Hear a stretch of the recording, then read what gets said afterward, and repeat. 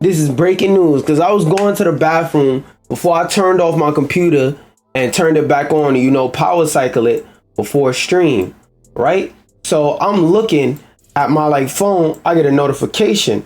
I look at my notification. First thing I see is this. Boom. Wait, no. First thing I see is this. Now, as you can see, Google News, 10 minutes ago, I randomly got recommended this. Then I clicked the article. I'm like, is this a new article or is this an old article? As you can see, published 55 minutes ago. We pull up that same article published 1 hour ago. I saw this like 5 minutes. When I say this is breaking news that I saw just before I got on stream, I literally mean just before I got on stream. Oh shit, I ripped out everything. I literally mean like right just before I got on stream. Switch emulator Ryujinx goes offline after creator gets an offer from Nintendo they can't refuse. These are not good days for emulation. They are not. They are not. If you want an intent, I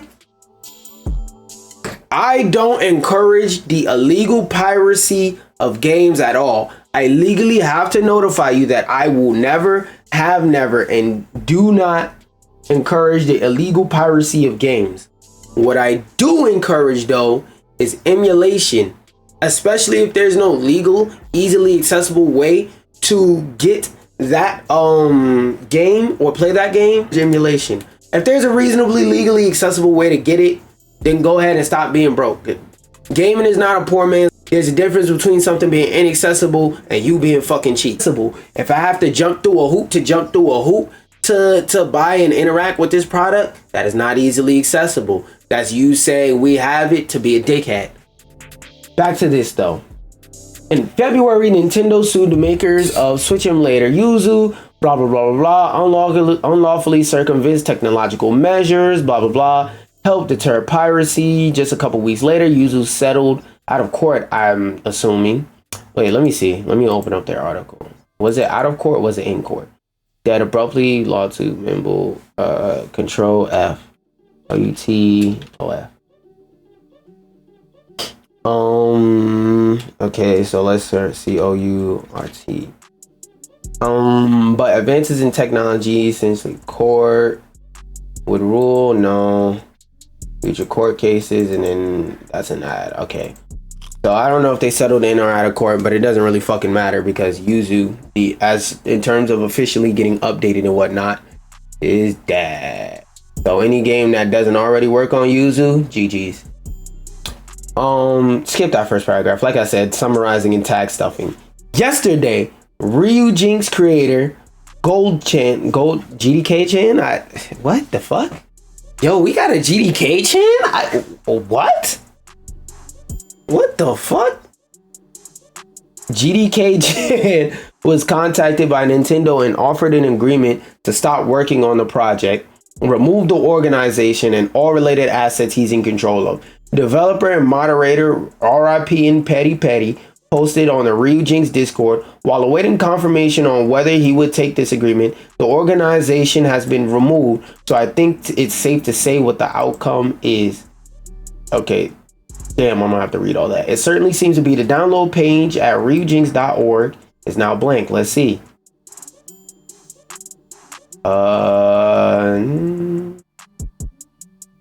Okay, let's go to download.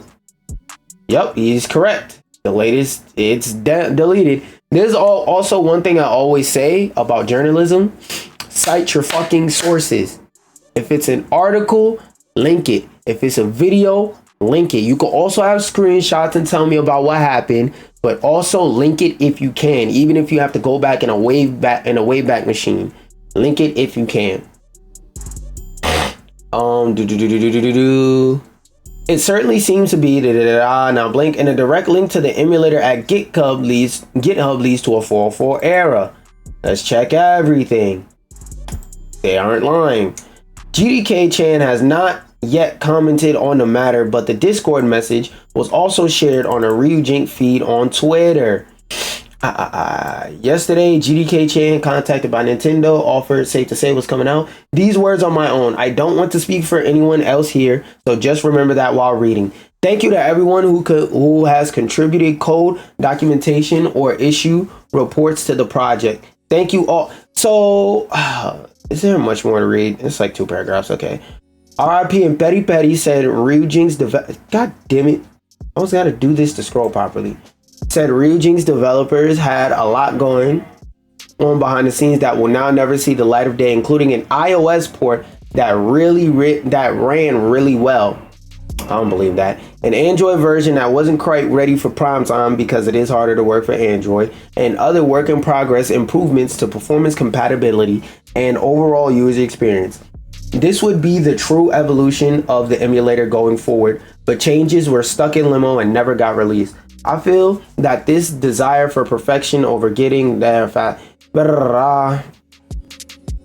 set us apart as an emulator, but unfortunately it means you didn't get to see some of our best work in action because the Nintendo Yakuza ran down, put a gun on the back of his head and said you got 2 options. Just keep it in your heart as a vision of what is possible. I don't give a fuck about what is possible, nigga. What did you do?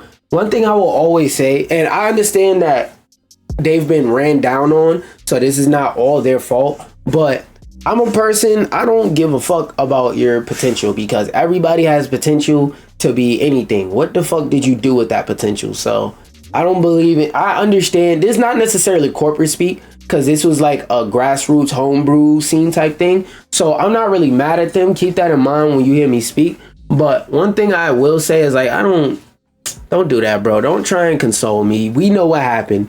Like I said, the Nintendo Yakuza, they kicked down that back door. They put a blicky to your brain and they said you got 2 options and you chose not die. We get it, bro. We get it, bro. You want to eat tomorrow. While they won't be remaining on the Switch scene after this, RIP and Petty Petty said they still believe in the value of emulation and hopes developers won't be dissuaded by the shutdown of Ryujinx. I don't know how the fuck that's gonna happen. Because the thing about this is every time any good emulator comes out is going to be propped up by people in the emulation scene, meaning that it's going to get popular, meaning that it's going to get on Nintendo's radar, meaning there's possibility for shit like this to happen again and again, over and over. And from what they're saying and the way that they're going out of this, like even with them saying the future game preservation depends on individuals, it's like, bro, you're a team of individuals. Ryujinx was a team of individuals. So it's like that shit just feels like it don't matter. Like honestly, I am glad growing up that I wasn't a Nintendo kid and that my father let me play other consoles and that I never became a Nintendo dick rider. Because like out of all of the major consoles, going from Sega all the way up to PlayStation, I don't know why anybody would be a fan of Nintendo, bro. Nintendo actively hates every fucking body in their fan base. You a fan of Nintendo and you like RPGs? You're never getting Mother. You a fan of Nintendo and you like Paper Mario? You're getting one every 2 decades. It's like, bro, this shit is tireless. You're a fan of competitive Smash, the one I know the most intimately. If you check on that old channel that used to be clapped, but I got it back. Like, look at all those videos I had talking about Nintendo and what they did to the Smash scene. Look at all those videos. Look at all my reactions of like different stuff happening in the community, or even just my videos and old streams that are archived and uploaded where I was talking about different things that was going on in the scene at the time. Nintendo, they just hate their fucking fans. Number one. Number two, it's like, bro, they're the only company that feels threatened by, why is my computer going in and out randomly? Okay, it's good now. As soon as I say it's good now, it's not good now. The fuck is going on? Wait, 1 second, y'all. Let me make sure my limiter on the CPU is on. Okay, all the proper, just because it may contain unoriginal or reproduced this line. What the fuck? Yo, I swear. Wait, hold on. So y'all seen, I didn't react to no videos or nothing like that. All I did was sit up here and talk about articles. How many people you seen? How many times have you been scrolling up and down TikTok and you seen full movies in HD being played on a For You page? Okay, cool. I'm gonna click appeal. My live does not contain the content mentioned in the notice at all. I barely even cursed this fucking live, so I don't know. I can say whatever the fuck I want at this point, cause like as y'all see, I be trying with TikTok, and TikTok does nothing but disrespect its small creators, bro. Anyway, back to what I was talking about. Like, it must be hard to be a Nintendo fan, because at every twist and turn, they just take everything as an opportunity to disrespect all of the fans of everything they do. And like, Nintendo is the only company that feels threatened by emulation. People who play games on PlayStation, like the PlayStation Classics, we PlayStation fans will scream, "We want Crash Bandicoot," and I'm not talking about Sony ponies. Fuck y'all. PlayStation fans will yell, "We want to play Crash Bandicoot on modern consoles. We want to play Spyro on modern consoles." PlayStation will either go to those studios that own those properties or re-release remasters, or just straight up make it so that their console is backwards compatible, so that there's people, it's very rare cases, but there's certain situations where I could have brought a game on a PS3 and still be able to play it on a PS5, and maybe even get the remastered edition upgraded for free, or just get access to to be able to play like the enhanced version, because they don't offer the old version where it's just basically an emulator plugged in a PlayStation 5. If I was on a PlayStation 4 and now I'm on PlayStation 5, I could just put in my PlayStation 4 disc and even play with my PlayStation 4 controller if I wanted to and if I felt like it. So it's like, I wonder why they're the only company out of the big ones that feel legitimately threatened by this. Because, for example, Sony, the company I was using as an example just now, they're not threatened by that at all. And in fact, they're in the same country as Nintendo, Japan. I don't know about specifically Tokyo, but they're also based in Japan. So I don't want to hear none of that shit about, oh, the Japanese laws and copyright is really strict. No, nigga, no. That it's not that. No. They feel threatened by the presence of emulators and stuff like that for some odd reason. I really just don't get it, bro. And instead of making the games that people actually want to fucking play available, they'll go back and make some random shit like Pikmin, Puyo Pikmin Tetris available. Like, nigga, when the game came out, 15 fucking people bought it. Why are you re-releasing that and not Melee, a game people actually want to play and would actually come out for in droves to pay for? Nintendo's mad that Slippy exists when they could have re-released Melee. People who play Melee are always also going to play Ultimate. Nobody's going to say, I have a choice between Melee and Smash Brothers Ultimate. I'm only gonna pick Melee. And even if they do, you're making money either way. What the fuck is the issue? What's the issue? They legitimately feel threatened by the emulation of games and whatnot, and they're the only ones. Xbox doesn't feel threatened. Fucking PC doesn't feel threatened, even though a lot of people emulate PC games without really realizing it, because if you run PC games like older PC games, you basically have to emulate it to like play it in a modern version. But yeah, so that was a negative Nintendo news. That was the fuck Nintendo portion. But I also saw this pop up in my timeline. The Nintendo Museum in Kyoto, Japan striking exhibition 4 with fun but simple activities and attention to detail made me feel like I was enjoying a cozy Nintendo game. Now, I was scrolling and I seen this on a timeline when I saved it, and I was like, yo, this shit feels like Astrobot in real life. Like, it feels like Astrobot in real life at home. I don't know what the hell this is. I guess that's just some cool... Why, sir? Bed. Bed. Bed. Because when I sit down in my chair, you should not be over there. No, don't go to that side. Go right there. It's a whole middle of the bed. Why lay under the flimsy table? Sit. Thank you, sir. My fault. I had to deal with my dog for a second. But Nintendo has a new fucking museum. I just wanted to look at the pictures on stream, see if there was anything cool. And this is what made me say, yo, this shit really looks like Astrobot in real life at home for Nintendo products. Is bro, that's exactly what the fuck they do in Astrobot. Like, they'll show you live large size models of the game. I mean, they got a little history and tidbits on it too. That's kind of cool. I don't feel like zooming in and reading all that shit, but I feel like that would be cool to see. 1, 2, 3. This looks cool. This looks cool. I just feel like it's sad to know that Nintendo is proud of their history of consoles like the N64 and the GameCube, but they won't release games from the N64, GameCube, SNES, NES era that people actually want to play, like fucking Earthbound and Melee. Like, man, fuck Nintendo. Out of all the major three, fuck Nintendo. Now, this was supposed to be the actual starting article of today before that breaking news, trending news came out, because I wanted to start it off like, Mark Hamill confirms he's in the regular show revival, returning as Skips. Now, I don't think it's going to be too much crazy information to this, because Comic-Con was like last weekend, I want to say, was Comic-Con. But yeah, a lot of announcements and stuff like that came out. Oh, wait, nope. I just seen it while I was talking. Fan Expo Chicago. Mark Hamill has been a Jedi Knight, a Gotham clown. Okay, tag stuffing.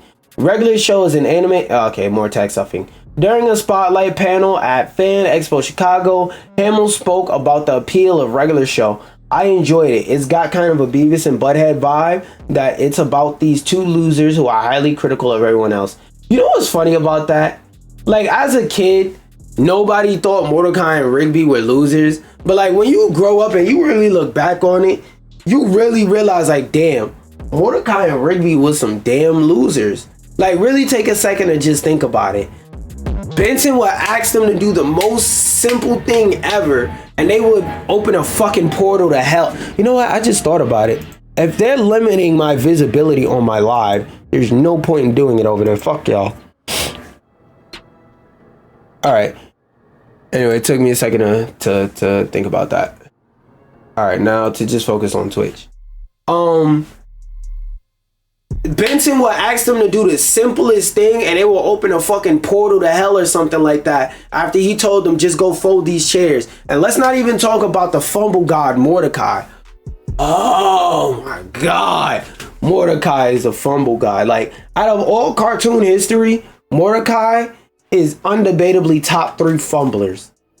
The undebatably top 3 fumblers. Like, there's a lot of people that niggas be putting in their top 3 fumblers and cartoon history, and Mordecai is always consistently there, because this nigga would just fumble for no fucking reason. This nigga had no incentive to fumble. He wouldn't even fumble a shorty for like greed or nothing like that. This nigga will fumble women purely because he was fucking stupid. That shit, it's to the point where he will fumble and I will actually have to clap it up and be like, yup, that's a fucking talent, my guy. I don't know how you fumbled that, bro. I really don't. Anyway, back to the actual TV show. About these two losers who are highly critical of everyone else, Mordecai and Rigby. I don't know about highly critical, but they were kind of critical of other people. I didn't think that one would go. That one would go. If it were on Adult Swim and they could make pot references and stuff, that's one thing, but this is for kids. I feel like low key, one of the things that made, and this is one of those weird things that this show kind of benefited from censorship. The censorship of stuff like weed and alcohol and stuff like that with chicken wings and soda kind of made it so that the show ages, so that when you get older and you really realize what those things are like euphemisms for and stuff like that, and makes it so that the show grows with you, if that makes sense. Like, it's hard for me to explain like right now off the spot, but people who grew up watching regular show and have watched it as an adult know what I mean when I say it makes it so that the show grows with you. Because as a kid, those things are innocent. Then you grow up and really realize what happened. Like, for example, that episode, one of the most iconic episodes where they made those ugly ass uniforms and they were sitting at the table with cans of soda. Like, as a kid, I was like, yo, why are they all acting tired and stupid like this? But as an adult, it was like, oh, that was supposed to plant a seed in my head that sometimes you're not under good influences, and you're not gonna make the best decisions when you're under the influences sometimes. It's one of those things where censorship weirdly benefits the show and makes it easier to grow. Because I feel like if Adventure Time too, but I feel like if regular show was able to just have Mordecai and Rigby sitting there smoking weed all the time, getting drunk, it wouldn't be as magical and as special as it is, because they would kind of use that as a comedic crutch of, oh, why did they do this? Because they were high. Because they were high is not as interesting of an explanation as because they're fucking idiots. That's why. That, and it also takes away the opportunities for some creativity. That's another benefit. I don't know. That sounds like a video I would want to make a script on. In the comments, let me know. Would y'all want to see like a full video essay on that? Because I want to do a video essay about a cartoon eventually, but I'm not going to force it. It's easier to like come up with the topic and come up with writing points for video games because I follow that more closely. But with cartoons and stuff like that, I would have to like be careful because I'm not really an expert in cartoons or animation and stuff like that. But I do know certain things here and there, and I'm able to articulate what I do know and what I do notice. Oh, I'm just curious. What artist? Oh, that's Fighting Friends. I don't know why I picked a turtle. I don't think. Oh no.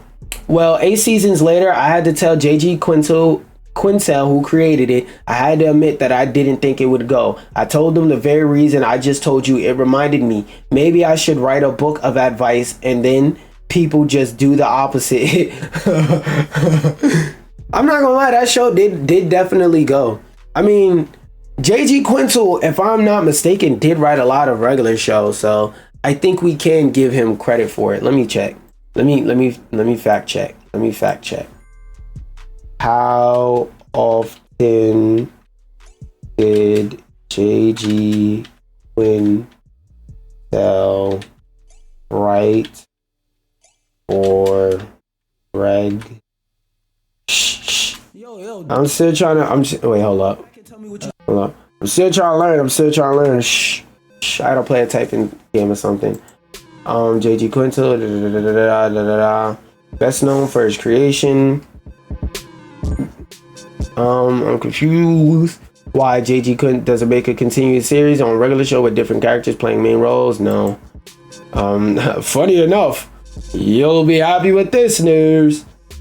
Yeah, I don't see anything about it, but I haven't checked the credits in a while, but I know it always says created by JG Quintel, but I haven't checked the writers because I was younger, and whatever I'll be watching those shows now usually is on Cartoon Network in the background. It's just some noise. So next time I watch the show, I'll definitely pay attention because now I'm curious. But I wonder if anybody even knows in the comments, let me know. Did he often write for the series, or is he just like a Butch Hartman where he pretty much created it and he just said, hey, it's the end of the month, let me collect my royalties, and he basically didn't do shit for the show, and everything everyone knows about the show came from somebody else. Hamill took the opportunity to confirm that he will be returning for the regular show revival, which was announced by Warner Bros. Discovery in June. Fuck with greedy bitch ass niggas. But this is a W. Regular show, Foster's home for I don't know about Foster's.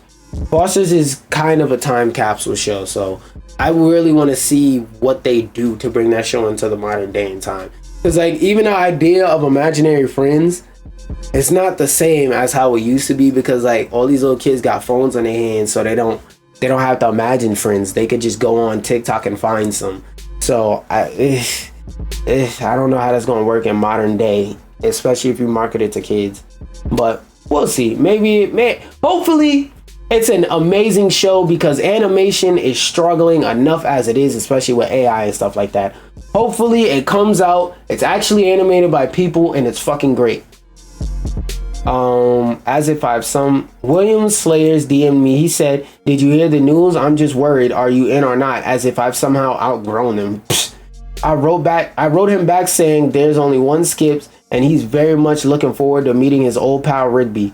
He sent me a gif of somebody dancing with Joy. Slayers isn't the only one dancing with Joy. Getting Mark Hamill back is a great reason to celebrate. It may be his most iconic role. Oh, it may not be his most iconic role, but it wouldn't be regular show without the original Skips. While that is true, that's not how corporations be thinking. They think they could just get anybody to do any fucking role and throw their hands in the air and smile and say, we gonna make money and profit. Like, no, nigga, we are not watching that shit. PlayStation removes PS5 ad screen tech error. Now, I'm not gonna read the whole article because DualShockers is one of those websites that have a lovely feature where they summarize the articles and give me the key takeaways, and I have many more articles to get through and more fuck yous to give to Sony and other corporations, so I'm just gonna read the notes. But if I do miss anything, like I keep saying, don't be afraid to use that comment section. It's there for a reason.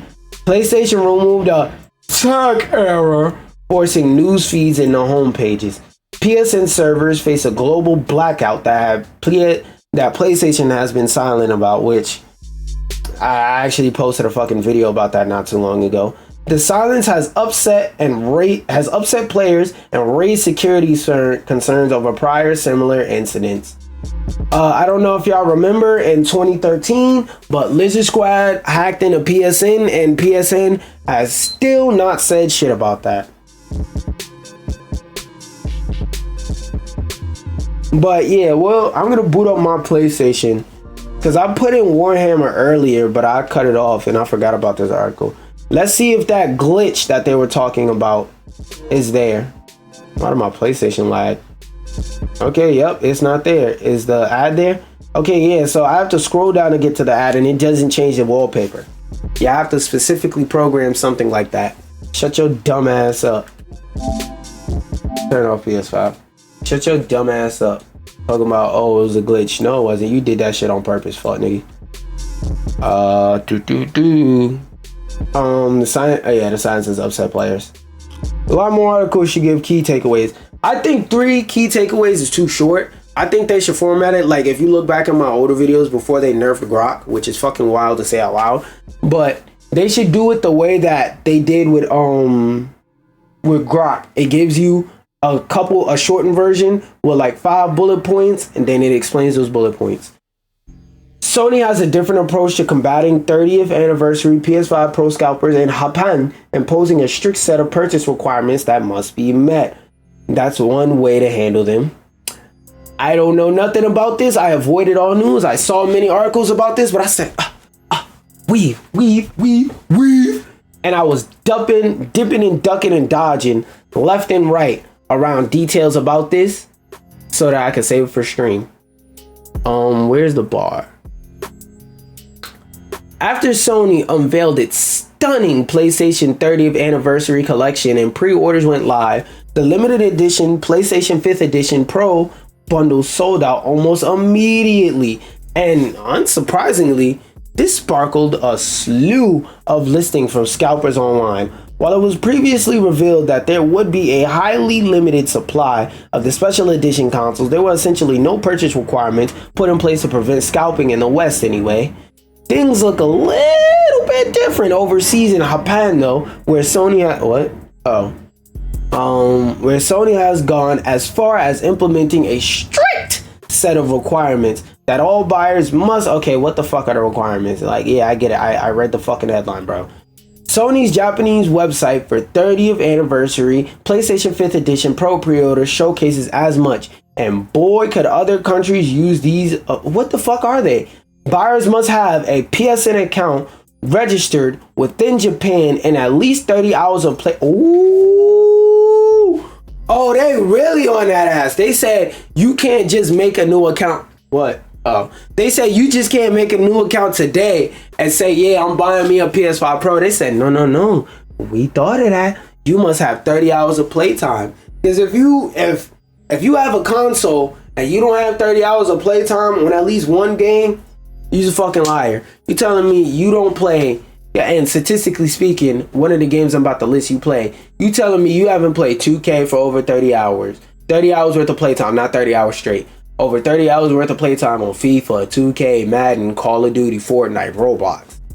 If you don't have over 30 hours worth of playtime on one of those 6 games on your PSN account, either you actually play games like me, which in my case, I would still be able to fulfill these requirements because I have over 30 hours worth of playtime on my account in general, and just certain specific games I have over 30 hours worth of playtime.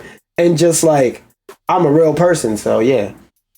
Anyway, 30 hours of playtime on any game on PS4 and 5 clocked between February 2014 and September 19, 2024. So they said even if you ain't used your account in a while, it's cool. As long as you actually play the game, you're eligible.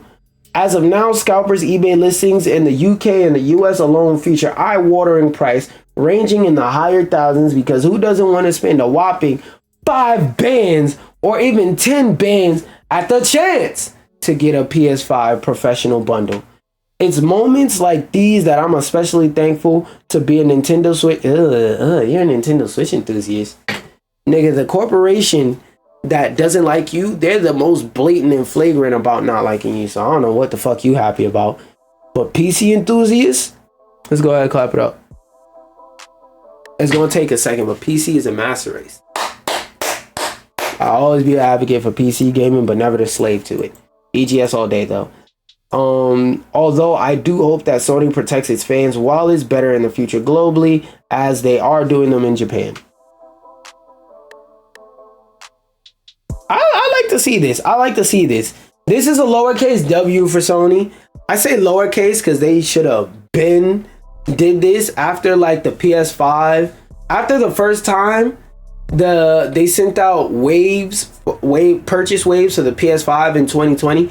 Actually, after this happened with the PS4, they should have did it. But that's a long time ago. That's like 10 years ago. You know, niggas who own a PS4 right now may not realize it. You may not realize it with your old ass. But your PS4 came out in 2013. Shut the fuck up. You're on an old console. Your console is old enough to go to elementary school. Actually, no.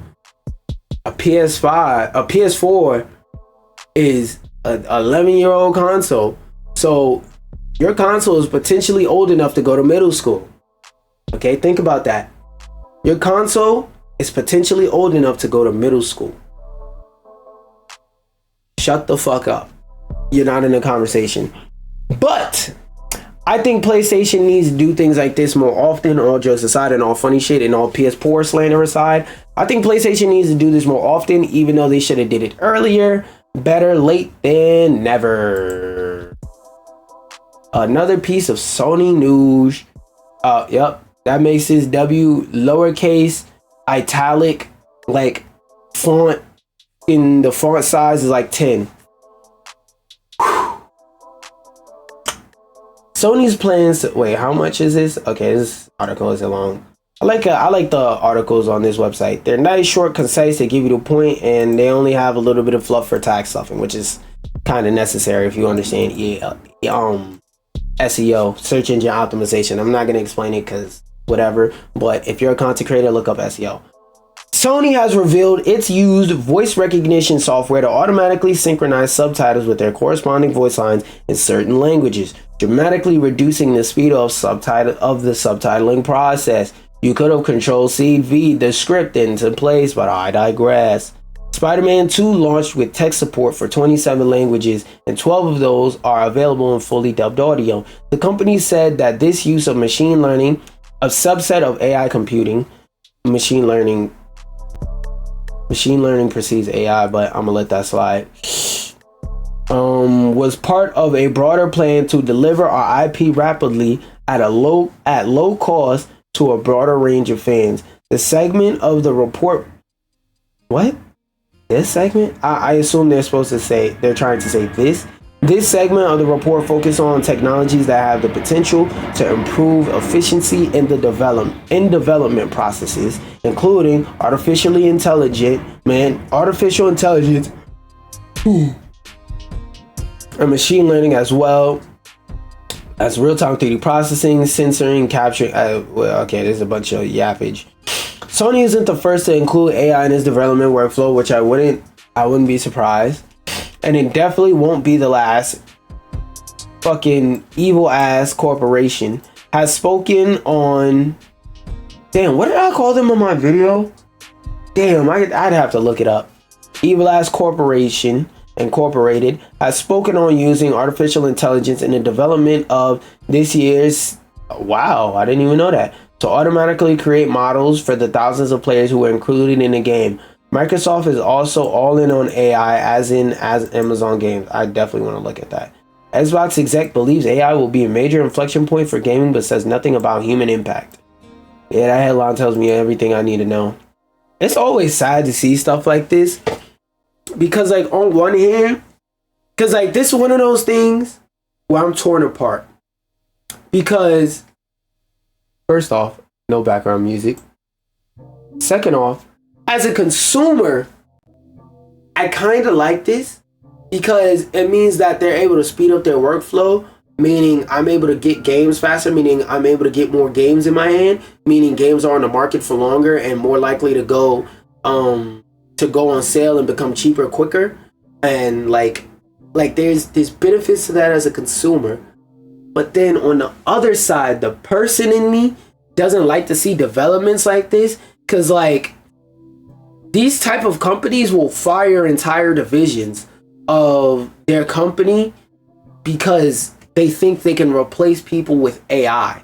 Like for example, Duolingo, two major features that a lot of people who use Duolingo, used to use Duolingo before like 2024, praised was the fact that Duolingo had like a section of their app where you could chat with people who are learning or who already know both English and who are bilingual or multilingual and whatnot in different languages. And like you could talk to them and talk to them about understanding translations and the way that language works. Because when learning another language, one thing a lot of people don't realize, especially now that like learning a language by yourself on an app is a thing that's heavily encouraged and not actually going to a language class. One thing that you're not going to get from an app is people actually explaining and breaking down the cultural nuances behind why and how people use certain phrases the way they do and how that affects the way that they process information. Never going to get that information from an app. But most people think that when you use an app, it's just basically Google Translate on steroids, gamified, so that every day you log in and you get a prize. When learning another language, much more difficult than that. But another reason why a lot of people stopped using Duolingo this year in specific is not only that, they had a whole division of people in Duolingo dedicated to translating stuff and coming up with translation lessons and stuff like that teach people how to speak the language. They fired all them niggas and replaced them with AI translations. So, and as any of you who've ever used like auto translate, or like not even auto translate, anybody who's used auto captions on like YouTube, let's say, to just listen to something in one language already knows how bad it is at even picking up what you're saying, let alone translating it. Because like one example I always use is whenever I use voice type, it has a hard time telling the difference between when I say in, as in I'm going in the store, and as in I like candy and healthy food, for example. Like even you could turn on the auto-generated captions for this video and see that as I'm speaking, a lot of the shit that I'm saying is getting wrong, especially when I mention something that's not like a typical word. Like for example, if I mention animorphs, that's not a regular word or like something that's popular in the English lexicon, but somebody who understands English knows that that's not necessarily an English word, but that's the name of a book series.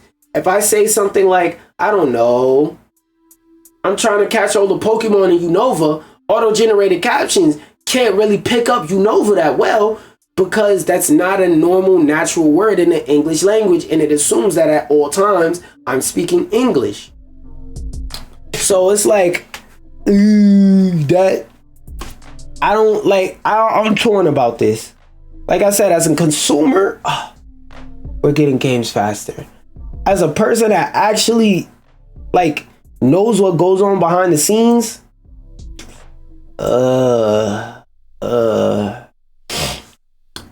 this is another thing. Let me give me a sippage of some wet juice real quick.